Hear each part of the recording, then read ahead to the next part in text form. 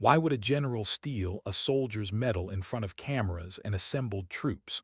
What kind of man takes an honor earned in blood and shadows and slips it into his own pocket with a smile? The parade ground at Forward Operating Base Sentinel tasted like diesel and dust, that particular flavor of war that sticks to your tongue no matter how much water you drink. Major Catherine Morgan stood in the third rank, perfectly still while younger soldiers fidgeted around her. Her Navy working uniform, that dark blue among all the desert camouflage, made her stand out, made her a target. She was used to that. She was 54 in a world built for 6-foot men. She was quiet in a culture that celebrated loudness. She was different, and she'd stopped apologizing for it years ago. Major General Lawrence Bennett on the podium like it was his personal stage. 4 stars on his shoulders, jawline carved from granite, voice booming through crackling speakers. He was everything the recruiting posters promised, everything the PR department loved. He spoke about valor and sacrifice with the confidence of a man who'd never had to choose between the two. Kate listened to his cadence, not his words. Predictable rhythm, high volume, low substance. Then came the awards. One by one, soldiers marched forward, received their medals, shook the general's hand, smiled for the cameras, returned to formation.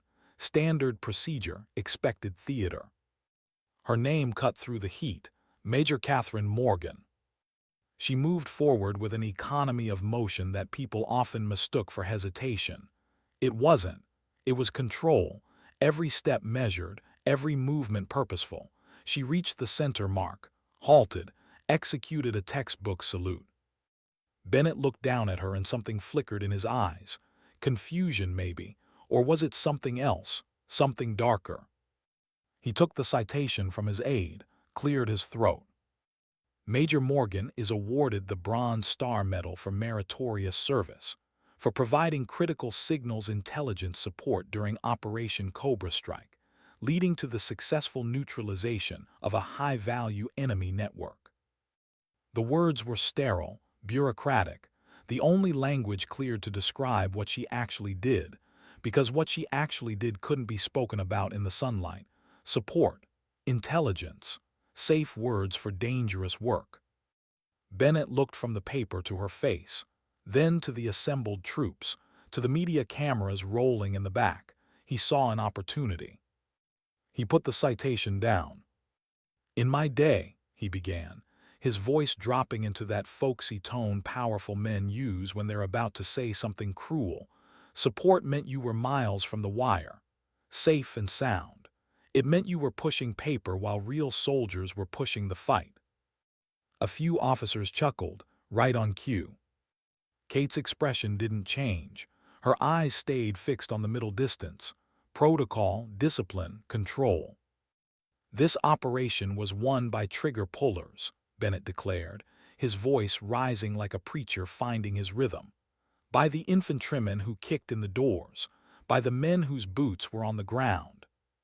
He picked up the velvet box containing her medal, opened it. The bronze star caught the light gleaming against dark cushion. Then he snapped it shut. The air went still. Even the base generator seemed to stop humming. "We reserve these," Bennett said, his voice dropping to a growl for the cameras, for the warriors at the tip of the spear. He unpinned the medal from inside the box, and in a gesture of profound, deliberate contempt, he slipped it into the breast pocket of his own uniform. "We'll find a more appropriate recipient for this, someone who was actually in the fight." He looked directly at Kate, waiting, expecting anger, protest, tears, anything he could use, anything that would validate what he'd just done. He received nothing. Major Morgan held her salute for one more perfect second. Then she dropped it cleanly, performed a flawless about-face, and walked off the parade ground. She didn't look back. Her footsteps on the gravel were the only sound in a suddenly vast and uncomfortable silence. The cameras kept rolling, capturing the rigid line of her back, the unwavering pace, the dignity in every step. What those cameras didn't capture was the cold rage settling in her chest like ice water. What they didn't see was the calculation already beginning in her mind. What they couldn't know was that General Bennett had just made the worst mistake of his career. But Kate knew something else too, something that made her walk steady, something that kept her face calm.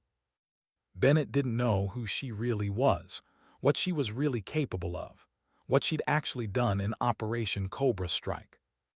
And she wasn't about to tell him. Not yet. Colonel James Westbrook found her an hour later at the base firing range. At 67, his face was a roadmap of America's shadow wars, from Cold War Europe to Desert Storm to places that didn't exist on any official map. He'd survived by understanding two things: signals and people.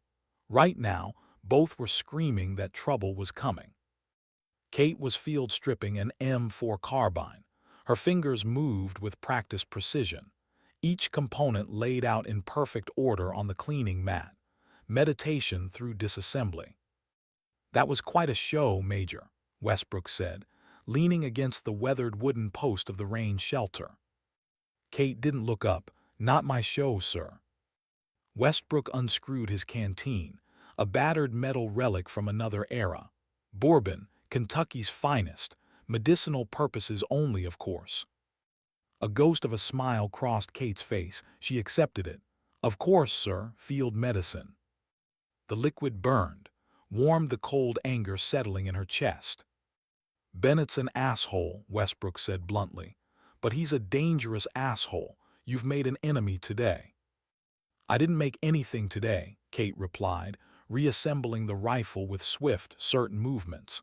The click and snap of components locking together was its own therapy. "I just stood there." "Exactly," Westbrook nodded. "That's what terrified him. He expected tears, outrage, something he could use. Instead, you gave him nothing. Nothing scares men like Bennett more than someone they can't manipulate." Kate chambered around and sighted downrange.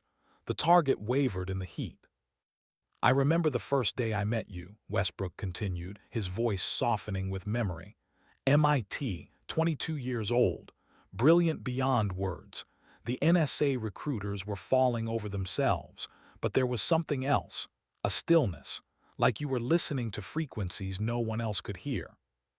"My father taught me that silence is its own frequency," Kate said quietly. "It carries information too." Her finger caressed the trigger, not quite applying pressure. "Your father was a wise man. Air Force intelligence, wasn't he, before the cancer took him? Reconnaissance, SR-71 program. He flew over places that didn't exist on any map, photographing things that weren't supposed to be there."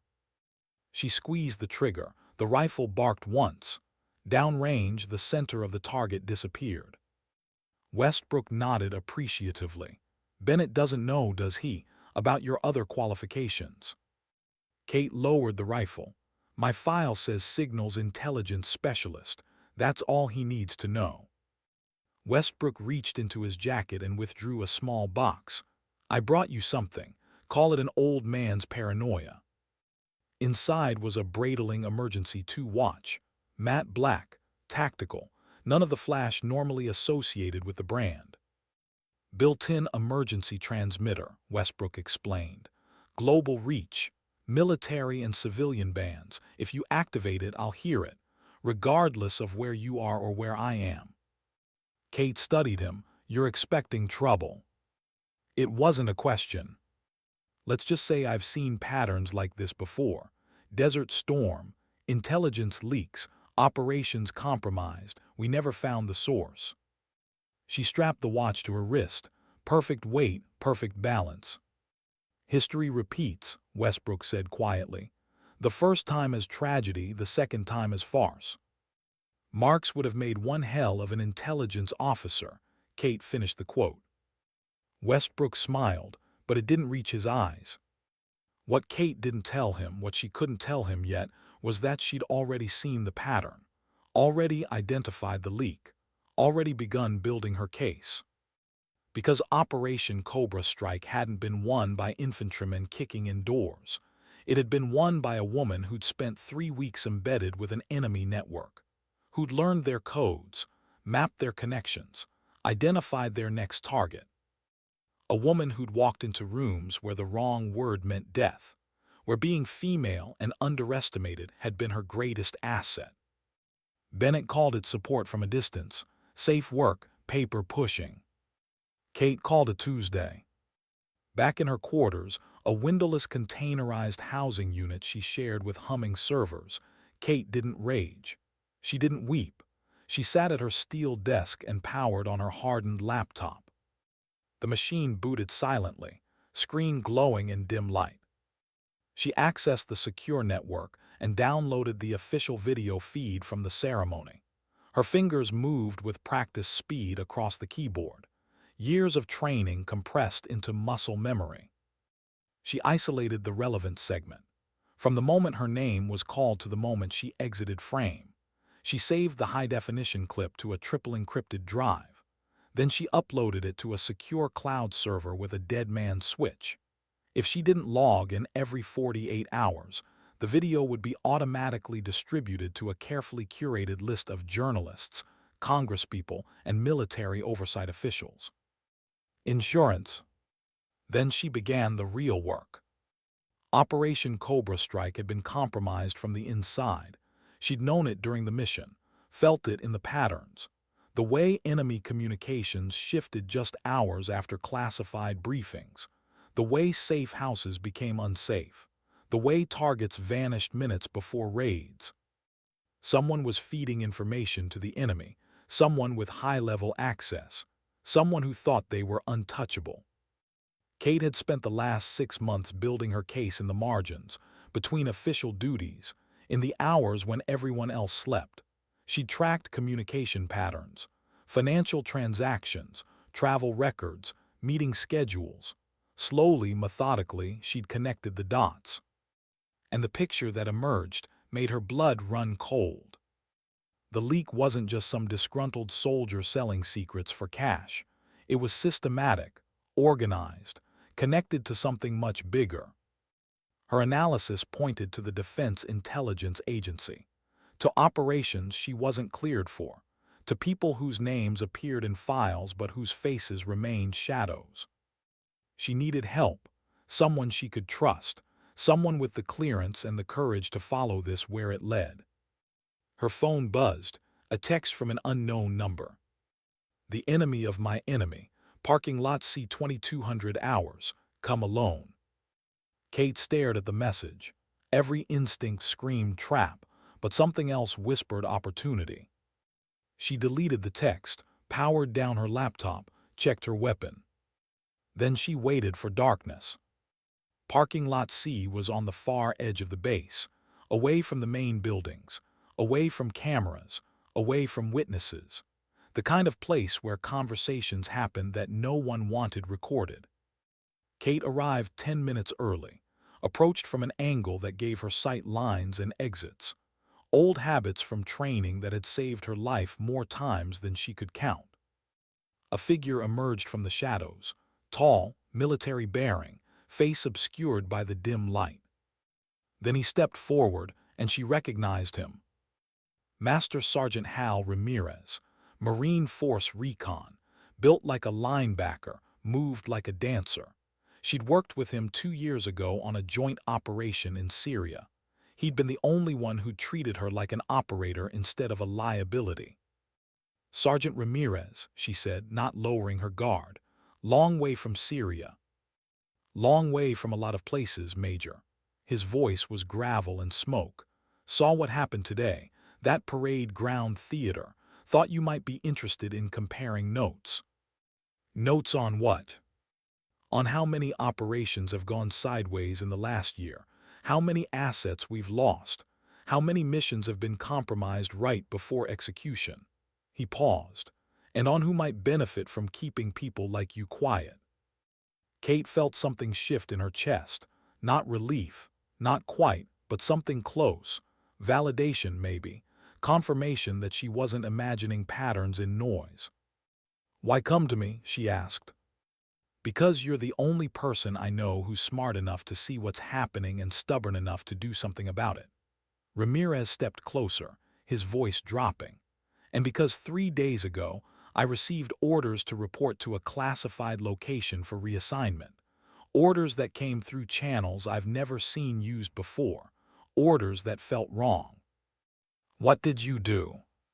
I went dark, called in favors, started asking questions. He pulled out a tablet, screen dark. Found something interesting. Seems I'm not the only one who received unusual orders lately. Dozen operators, all with specific skill sets, all with knowledge of ongoing operations, all reassigned to locations that don't exist in any database. They're cleaning house, Kate said, the pieces clicking together. Getting rid of anyone who might notice the pattern, or anyone who might testify about it later. Ramirez activated the tablet. I need your help, Major. Need your analytical skills, your clearances, your connections. This isn't official channels, Kate said carefully. Whatever we do next will be operating outside the system. The system, Ramirez said with a bitter edge, is what's trying to kill us. Kate thought about Bennett's contempt, about the medal in his pocket, about the video on her encrypted drive, about all the soldiers who died because someone sold their positions for money. She thought about her father, who'd flown missions over enemy territory trusting that the people on the ground had his back. She made her decision. Show me what you have, she said. They worked through the night in Kate's quarters. The servers hummed around them as they pieced together a conspiracy that stretched from forward operating bases to the Pentagon itself. Ramirez had collected fragments. Kate had the analytical framework. Together, they began to see the shape of something monstrous. Operations compromised, assets eliminated, intelligence sold, and at the center, a network of corrupt officials who'd turned treason into a business model. But they needed more. They needed proof that would survive legal scrutiny. They needed names, accounts, communications, hard evidence that couldn't be dismissed or buried. We need to get into the DIA's classified network, Kate said, staring at her screen. That's where the financial records will be, the communications logs, the proof. That's suicide, Ramirez said flatly. Even if we could physically access their servers, which we can't, the moment we try to log in, alarms go off. Security descends. Game over. Unless, Kate said slowly, an idea forming, we don't log in, unless we physically extract the data. You're talking about breaking into one of the most secure facilities in the intelligence community. I'm talking about doing our jobs, protecting our country, following the evidence. Ramirez studied her face, saw the determination there, the cold calculation. You have a plan, he said. I have the beginning of a plan, but we'll need help, someone with technical expertise, someone we can trust. Kate pulled up a personnel file on her laptop. The photo showed a young woman, early 30s, intense eyes behind military-issue glasses. Lieutenant Sarah Chen, Cyber Operations, NSA. I worked with her on Cobra Strike. She's brilliant, loyal, and she owes me. She'll never agree to this, Ramirez said. She'll agree, Kate replied, when she sees what we've found. She was right. Lieutenant Chen arrived at the base 2 days later under the cover of a routine security audit. Kate briefed her in a secure compartmented information facility, a room within a room where even electronic surveillance couldn't penetrate. Chen reviewed their evidence in silence. Her face grew progressively more pale.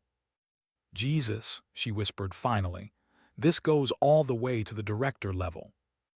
Director Samuel Phillips, Kate confirmed. DIA, he's the conductor, the one coordinating the leaks, the one profiting. And Bennett, Chen asked. A useful idiot. Phillips has been feeding him intelligence to make his operations look successful, building his reputation, creating a public hero who will draw attention away from the real work happening in shadows. So when Bennett humiliated you, he was protecting an asset, making sure I stayed quiet, making sure no one took me seriously enough to investigate my work. Chen closed the tablet. What do you need from me? Access to Phillips's personal server, the one he thinks is secure, the one where he keeps his real records. That server is air-gapped, not connected to any network, physically isolated in his private office. I know, Kate said. That's why I need to get inside his house. The plan was insane, reckless, the kind of operation that ended careers or lives. Phillips lived in an affluent Virginia suburb, colonial house, security system, cameras, guards, the whole infrastructure of paranoia that came with knowing secrets that could destroy nations. But every system had vulnerabilities. Every security measure had blind spots. Kate studied the patterns, Phillips's schedule, his routines, his staff, his contractors. She found what she needed in a contractor database. Home security system maintenance, scheduled every 6 months, next appointment in 3 days. Chen created a digital identity, work order, company profile, service vehicle, credentials that would pass any background check because they were real, just attached to a person who didn't exist. Kate would go in as a technician. Chen would provide remote technical support. Ramirez would be external security, watching for threats they couldn't control. The morning of the operation, Kate looked at herself in the mirror. Technician's uniform, tool bag, tablet. She looked like 1,000 other service workers who moved through wealthy neighborhoods invisible and ignored. Perfect. Phillips's house was exactly what she'd expected. Tasteful, expensive, the kind of wealth that came from decades of government salary plus income that didn't appear on any official records. Kate parked the service van in the driveway, approached the front door, rang the bell. A housekeeper answered. Middle-aged woman with kind eyes and the weary expression of someone who'd seen too much to be surprised by anything. Security system check, Kate said, holding up her credentials. Scheduled maintenance. The housekeeper glanced at the tablet, saw the work order, stepped aside. That easy, that simple, because people trusted the uniform, trusted the paperwork, never looked past the surface to ask questions.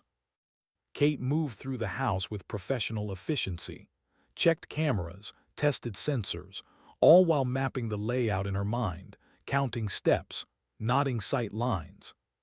Phillips's home office was on the 2nd floor, locked door, keypad entry, but the housekeeper had the code for emergencies. Sometimes the sensor in there acts up, Kate said conversationally. Mind if I check it real quick? The housekeeper punched in the code without hesitation. The door clicked open. Inside the office was a shrine to ego, photos with presidents, certificates, awards, the wall of a man who believed his own legend. Kate worked quickly, located the server, a custom-built machine humming quietly beneath the desk. She pulled a device from her tool bag, military-grade data extraction tool, developed by NSA, classified, illegal for her to possess. She plugged it in, watched the progress bar crawl across her tablet screen, 30 seconds, 60 seconds, copying terabytes of data. Then she heard footsteps on the stairs. Heavy male confident. Phillips was home early. Kate disconnected the device, pocketed it, stood and moved to the window, tablet in hand, looking like she was checking a sensor. The door opened. Samuel Phillips stood in the doorway. Late 50s, silver hair, the kind of face that looked trustworthy on camera. He stared at Kate, confusion flickering across his features. "Who are you?" he asked, not hostile yet just puzzled.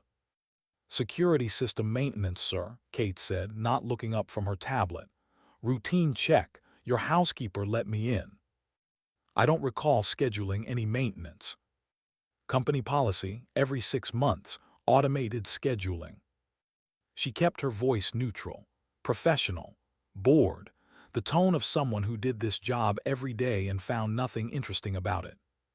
Philip studied her. She could feel his suspicion, his instinct that something was wrong. But what? She was a technician checking a security system. She had credentials, a work order. The housekeeper had confirmed her presence. "Everything check out?" he asked finally. "Yes, sir. Systems operating normally. Just need to verify the sensor in your office and I'll be out of your way." She made a show of checking the window sensor, typed notes into her tablet, moved toward the door. Philip stepped aside, but he didn't take his eyes off her. Kate walked past him, down the stairs, out the front door, into her service van. She maintained a measured pace. No hurry, no nervousness, just another technician finishing another job. Only when she was a mile away did she allow herself to breathe normally. "Package secured," she reported quietly, returning to base. At their safe house, they began decrypting the stolen files. Chen's expertise combined with the insights they'd already gathered made the process faster than expected. What they found exceeded their worst fears. Phillips had orchestrated a complex operation selling American military secrets not just to one foreign power but to multiple bidders, playing them against each other, maximizing profits. The intelligence he'd compromised included war plans, weapons capabilities, troop deployments, counterintelligence operations. The damage was catastrophic, and it was ongoing. "We need to take this to someone with authority," Westbrook said when they briefed him that night. He joined their conspiracy with the grim resignation of a man who'd seen this story before. Someone beyond Phillips's reach. "The president," Kate concluded. "Directly, no intermediaries." "We can't exactly walk into the White House," Ramirez pointed out. "No," Kate agreed.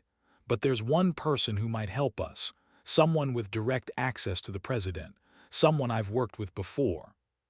She meant Dr. Alina Richards, National Security Advisor, career intelligence professional who'd risen through merit rather than political connection. Kate had served under her during a classified operation years earlier and earned her trust. Contacting Richards would be risky. Any communication might be intercepted. Any meeting might be compromised. But they'd run out of alternatives. Kate arranged the meeting through cutouts and dead drops, old-school tradecraft that avoided digital surveillance. The rendezvous point was the National Arboretum, a quiet corner where two people could speak privately amidst ancient trees. Dr. Richards arrived alone as agreed. At 65, she moved with the vigor of someone 20 years younger. Her eyes missed nothing. "I was surprised to hear from you, Major," Richards said without preamble, "especially given that you're currently listed as AWOL and under investigation for interference with a classified operation." "Those charges are fabricated," Kate replied, "as I believe you suspect or you wouldn't be here." Richards' expression revealed nothing. "I'm here because you said you had evidence of a significant national security breach. I assume you can substantiate that claim." Kate handed her a secure tablet containing the decrypted files. "Everything is there. The who, the what, the when, the how. Director Phillips of the DIA is selling our secrets to the highest bidder. He has been for years." Richards reviewed the material with rapid comprehension. Her face grew graver with each swipe of the screen. "This is," she hesitated, searching for the right word, "unprecedented." "It's treason," Kate stated flatly, "and it needs to stop." Richards looked up from the tablet. "Why come to me? Why not go public?" "Because this needs to be handled surgically. Going public would trigger panic, compromise ongoing operations, potentially endanger lives. It needs to be contained and addressed from within. And you trust me to do that?" "I trust you to recognize the threat and act accordingly, to put country above politics or personal advancement." Richards was silent for a long moment, weighing options, calculating risks. Finally, she nodded. "I'll take this directly to the president. No copies, no distribution. He'll want to speak with you." "When?" "Tonight, be ready." The call came 3 hours later, not from Richards, but from the presidential security detail. An unmarked vehicle would collect Kate and her team.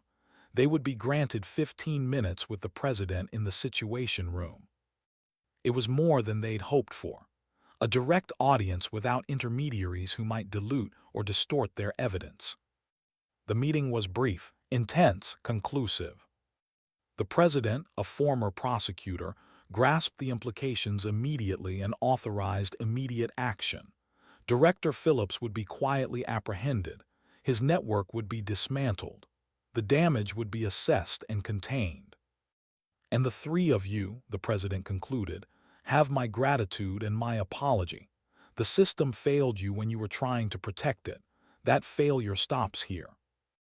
2 days later, the Washington Post reported that Director Samuel Phillips of the Defense Intelligence Agency had resigned for personal reasons. No mention was made of investigation or charges. No hint was given of the true circumstances. But in a private ceremony in the Oval Office, Kate, Westbrook, and Ramirez received the Intelligence Star, the highest award given for exceptional service in the intelligence community. No citation was read, no record would be kept. The medals were handed over with a simple statement: your country owes you a debt it can never publicly acknowledge. Afterward, as they stood in the Rose Garden, Kate looked at her small team. What now? She asked. Westbrook smiled wearily. For me, retirement, finally, a cabin in Montana and no more secrets to keep. Ramirez shrugged. Back to the core, there are still good fights worth fighting. Kate nodded, understanding them both. But for her, there was a different path. A week later, she sat across from Dr. Richards in a secure office deep within the intelligence community's labyrinthine structure. We're creating a new unit, Richards explained. Small, elite, answering directly to the National Security Council. Its mission will be to identify and neutralize threats from within, the compromised individuals, the corruption, the betrayals that traditional counterintelligence might miss or be unable to address. And you want me to join this unit, Kate surmised. I want you to lead it, Richards corrected. Your experience with Operation Obsidian, your skill set, your judgment, they're exactly what we need. Kate considered the offer. It meant more shadows, more secrets, more battles fought away from the light. But it also meant purpose, a chance to protect the system that, despite its flaws, remained worth defending. I'll need to choose my own team, she said. Richard smiled. I assumed as much. Ramirez has already expressed interest, despite my warnings about the paperwork involved in transferring a Marine to an intelligence unit. He hates paperwork, Kate said, but he trusts me. As do I. The next morning, Kate stood on her balcony, watching the sun rise over the Potomac. The Bronze Star Medal sat on the railing before her, a reminder of where this journey had begun. With a general's contempt and a quiet woman's resolve. She thought of Bennett now, retired in disgrace after his connection to Phillips came to light. She thought of Phillips, facing justice behind closed doors, of the network they'd exposed and dismantled. There would be others, there always were. People who saw their oath as a path to power rather than a commitment to service. People who believed themselves above the very system they'd sworn to protect. And there would be people like her to stop them. People who understood that the real battles for America's security weren't always fought on foreign soil or with conventional weapons. Sometimes they were fought in offices, in server rooms, in encrypted communications and classified files. Shadow wars fought by shadow warriors. Kate picked up the medal, felt its weight one last time, then placed it in a small box. This chapter was ending. A new one was beginning. Because dignity doesn't demand recognition. It doesn't need applause. It doesn't require medals pinned to uniforms or names engraved on monuments. Dignity simply acts. It moves through the world quietly, purposefully, doing what must be done not because anyone is watching, but because it's right. Kate had learned that from her father, who flew missions over places that didn't exist. She'd learned it from Westbrook, who'd spent decades in the shadows keeping people safe. She'd learned it from every operator who'd ever chosen the hardest path because it was the righteous one. And now she would teach it to others, the ones who would come after her, the ones who would fight the next battles in this endless war between those who serve and those who exploit service for personal gain. The sun climbed higher, burning away the morning mist. Kate closed the box, turned from the balcony, walked inside to begin her work. Sometimes the greatest acts of courage happen in silence. Sometimes the fiercest battles leave no visible scars. Sometimes the truest warriors are the ones whose names will never be known. But their work endures. Their sacrifices matter. And their dignity, unspoken and unrecognized, changes everything.